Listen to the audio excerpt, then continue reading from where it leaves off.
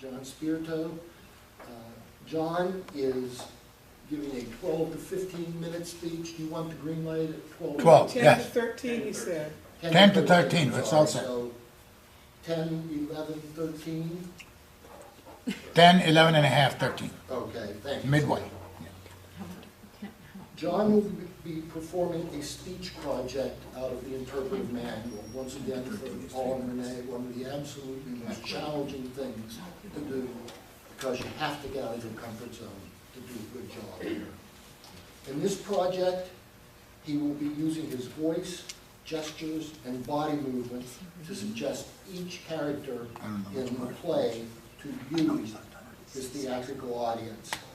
He asks you to use your imagination and to picture yourself hiding behind a statue on the lawn of a great fortress. You hear voices, and you're drawn to eavesdrop on a conversation taking place at 4 a.m. on a Saturday morning. John Spirito.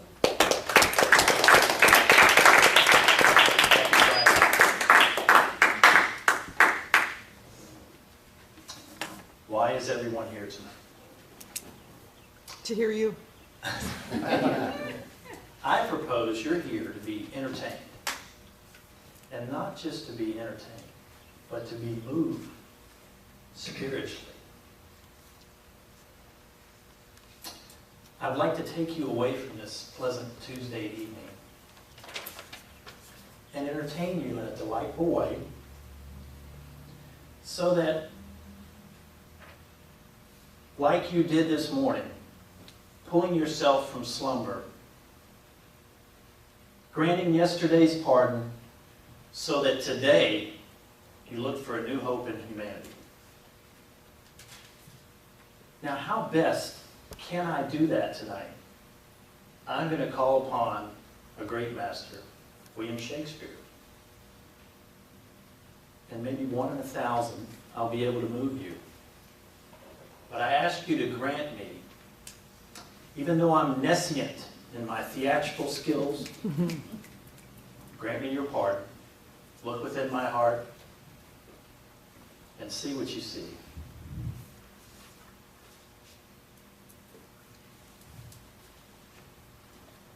But soft, what light through yonder window breaks? It is the east, and Juliet is the sun. Arise, fair sun, and kill the envious moon, who is already sick with pale and grief. That thou, her maid, art far more fair than she. Be not her maid, since she is envious. Her vestal livery is but sick and green, and none but fools do wear it. Cast it off. It is my lady. It is my love. Oh, that she knew she were. She speaks, yet she says nothing. What of that? Her eye discourses, I will answer it. I am too bold. 'Tis not to me she speaks. 2 of the fairest stars in the heaven, having some business, do entreat her eyes to twinkle in their spheres till they return. What if her eyes were there, in her head? The brightness of her cheek would shame those stars, as daylight doth the lamp. Her eyes in heaven would throw the airy regions stream so bright that birds would sing and think it were not night. See how she leans her cheek upon her hand. Oh, that I were a glove upon that hand, that I might touch that cheek. Ah, me.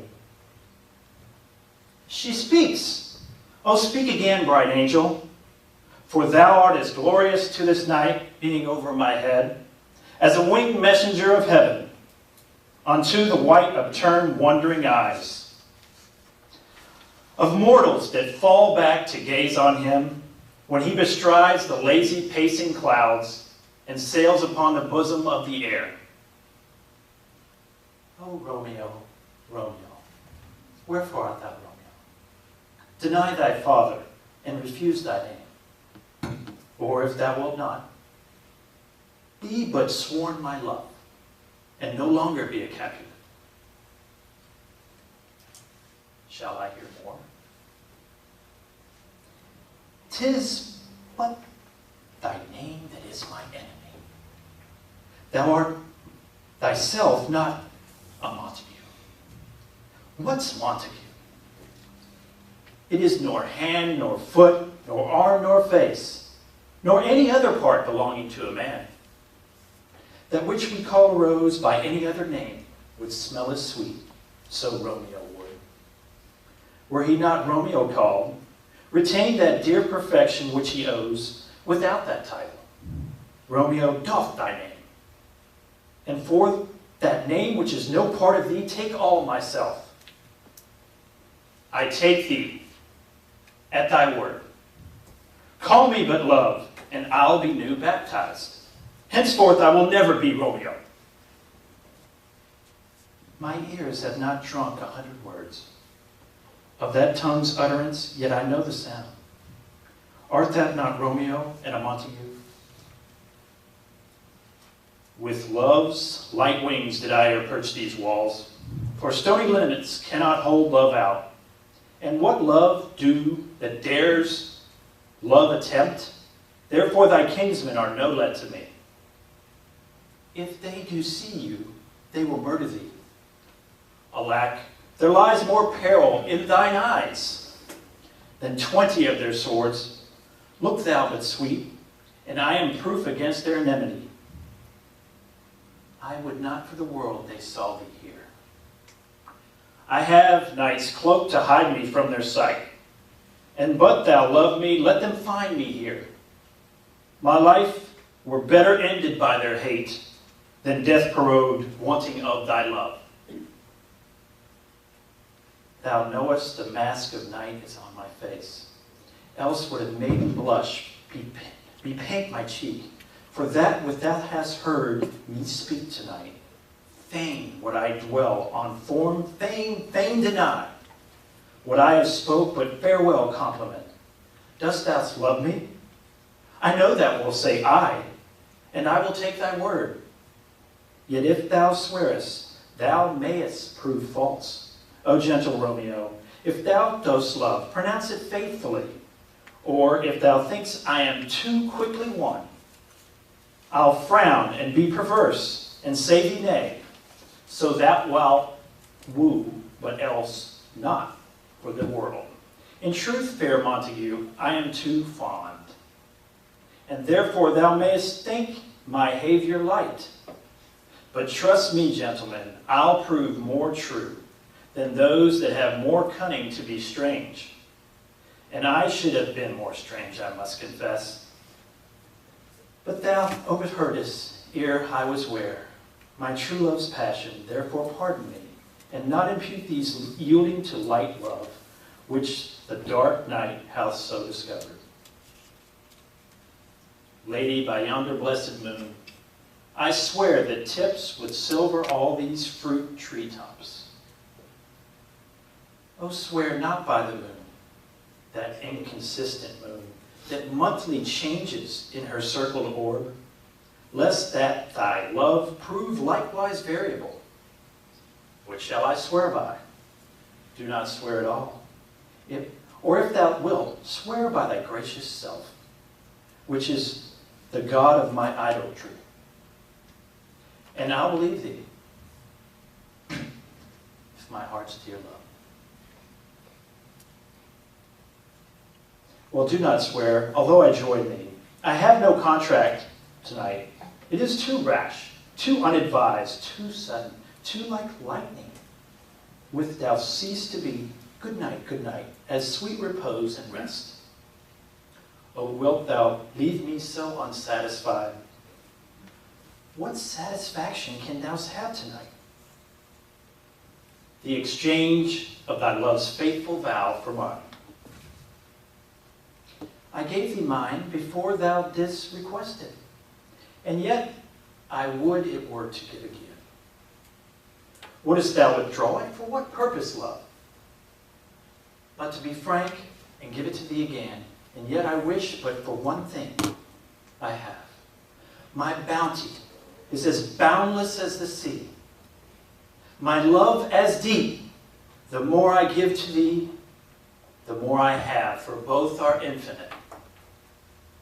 Oh, blessed, blessed night, I am afeard, being at night, all this is but a dream, too flattering sweet to be substantial. 'Tis almost morning, I would have thee gone, and yet no further than a wanton's bird, who lets it hop a little from her hand, like a poor prisoner in twisted gyves, and with silk thread plugs it back again, so loving jealous of that liberty. I would, if I were that bird. 3 words, dear Romeo, and good night indeed.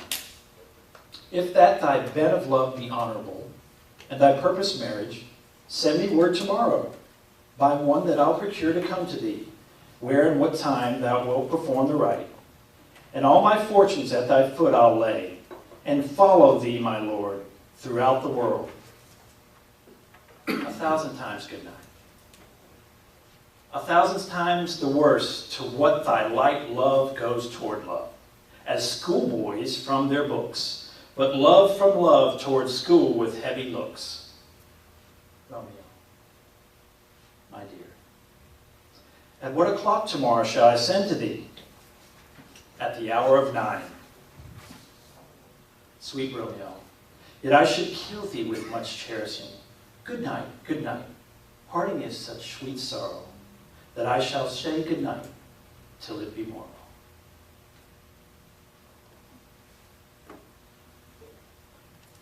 Now, how do we have our hearts stirred? Is it the precious, thoughtful words of William Shakespeare? Or is it by the voice we hear that shakes our branches? Or is it thy emotion we feel flaming from my lips? Or is it merely the witness of truth in thine eyes that shines so bright to cast away all our doubts so that we have present awareness, a gift that rarely comes to us, and when we concentrate on it, it quickly gallops away. That present awareness that we have found, once again, that true feeling of excitement from deep within our hearts and minds and spirits, and found what we all seek, the boundless circle of true love from one to thine other and back again to thee.